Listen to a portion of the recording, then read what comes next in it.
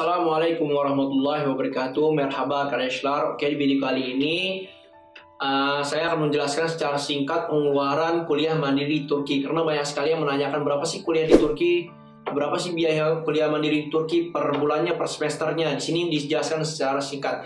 Nah, pertama sebelum ke pembahasan pengeluaran kuliah mandiri di Turki, sekarang banyak sekali mahasiswa Indonesia yang berminat untuk kuliah di Turki. Entah itu mandiri atau beasiswa. Beasiswa banyak sekali kampus-kampus yang ada di Turki menyediakan beasiswa kepada mahasiswa asing. Ya, kalian khususnya mahasiswa Indonesia juga ada. Kalian bisa cari di Google atau di sini akan saya jelaskan tentang pengeluaran kuliah mandiri di Turki. Seperti itu. Langsung saja ke pembahasannya. Pertama, pengeluaran sebelum keberangkatan ya. Pengeluaran sebelum keberangkatan itu SKCK seingat aku itu 30.000. Terus ada juga paspor, terus pengurusan berkas. Tapi di sini umumnya saja ada namanya visa pelajar. Jadi sebelum kalian berangkat ke Turki itu kalian akan mengurus namanya visa pelajar. Nggak bisa langsung caus terbang aja ke Turki, nggak bisa seperti itu bro. Jadi kita akan mengurus dulu visa seharga $60. Ya, seharga $60. Sekarang $1 15.000. Selanjutnya ke keberangkatan. Ketika kalian berangkat pasti kalian akan mencari namanya tiket pesawat. Makanya kalau kalian sudah melalui agen pasti tiket pesawat sudah dicari oleh agennya. Tapi kalau kalian pergi benar-benar mandiri, kalian akan cari pesawat itu sekitar 6 juta sampai 10 juta, sekitar segitu ya. Kadang ada juga yang diskon, tergantung juga pada maskapainya ya. Terus tiket ke bis tujuan. Ketika kalian sudah sampai ke Istanbul bandara, biasanya turun di Sabiha Gökçen atau di bandara yang terbaru yang ada di Istanbul, itu pergi ke kota, misalnya saya nih di kota Kirklareli, itu menuju ke kota Kirklareli itu seharga 55 TL. Dari bandara mungkin sekitar 70 lah, sekitar habis segitu 70. Nah, jadi kita siapkan saja sekitar 100 TL sampai 200 TL karena beda-beda tiap kota, beda biaya dan beda harga ya. Langsung ke pengeluaran pasca kedatangan. Nah, ketika kalian sudah sampai sini, kalian akan banyak sekali pengurusan. Di sini juga banyak sekali mahasiswa Indonesia atau mahasiswa asing yang tinggal di asrama. Kalau ditinggal di asrama itu makanannya sudah disiapkan, bangun paginya dibangunkan, terus semuanya sudah serba siap lah kalau di asrama. Tapi kalau kalian nyari rumah ya, itu kalian akan benar-benar mandiri, ya benar-benar sendiri, cari sendiri. Terus atau dicariin sama temen, sama orang lain. Nah itu sekitar 750 TL sampai 1000 TL. Itu tergantung rumah. Jadi tergantung rumah ya. Rumahnya itu besar atau kecil. Terus tergantung kota juga. Kayak kalau di kota-kota besar mungkin lebih mahal ya. 3 kamar, 1 ruang tamu, 1 dapur. Nah itu banyak sekali. Kalau di kota saya sendiri, rumah saya sendiri itu sekitar 850 TL per bulannya. Terus ketika kalian sudah mendapatkan rumah, pasti ada namanya uang deposit ya.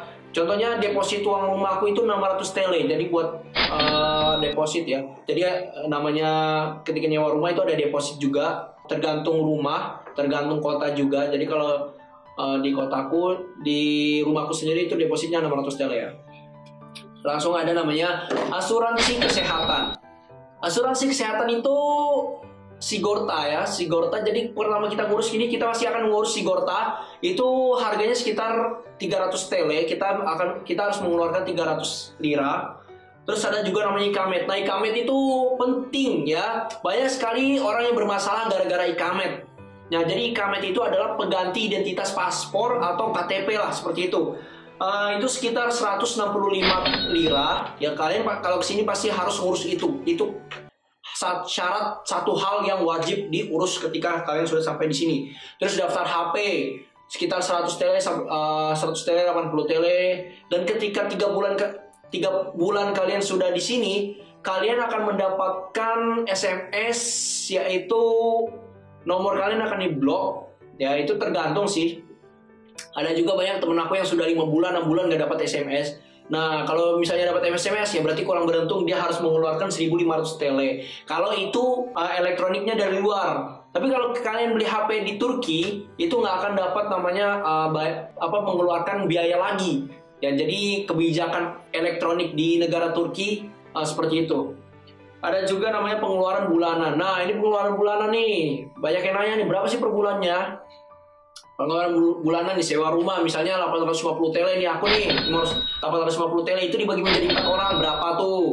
Terus buat makannya, terus listrik sama air itu beda lagi. Jadi listrik sama air ini relatif juga ya. Kita nggak tahu per bulannya berapa. Kadang nggak nyampe 100 lira, kadang nggak nyampe, kadang juga pernah sampai 300 lira. Jadi relatif. Ada juga transportasi per bulannya. Transportasi itu sekitar 60 TL lah per bulan. Contohnya nih, aku ke kampus 2,5 TL sekali naik bis nih. Bolak-balik berarti 5 TL per minggu. Aku ke kampus 4 kali, berarti 20 TL per minggu dikali 4. Berarti per bulan sekitar mengeluarkan 80 TL. Nah, makan juga relatif. Makan tergantung orangnya masing-masing ya, relatif. Terus SPP kuliah per semester. Nah, ini dia. Banyak sekali menanyakan berapa sih SPP per bulan, SPP per semester di Turki. Kalau menurut aku sendiri, menurut Ana sendiri, SPP per semester Turki itu tergolong nggak terlalu mahal dan nggak terlalu murah buat di luar negeri ya. Itu sekitar 1 juta, 2 juta. Contohnya nih aku ngambil hubungan internasional.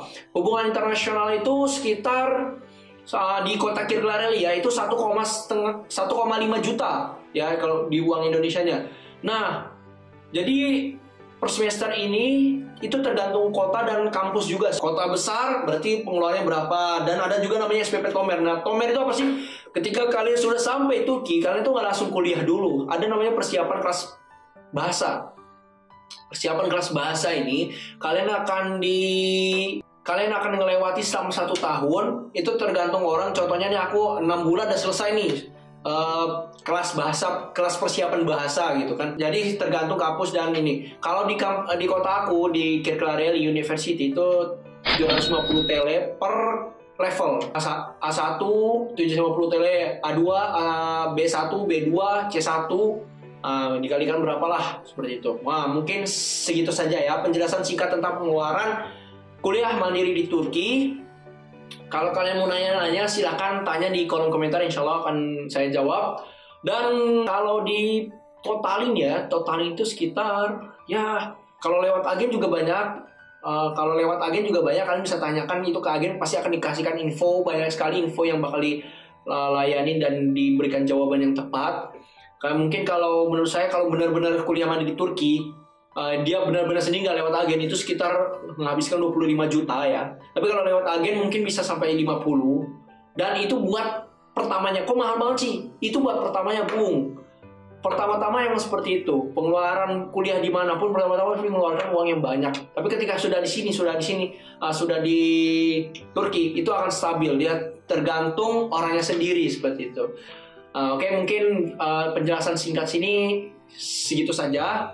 Semoga ini bisa bermanfaat. Tasyakkur adarim. Wassalamualaikum warahmatullahi wabarakatuh.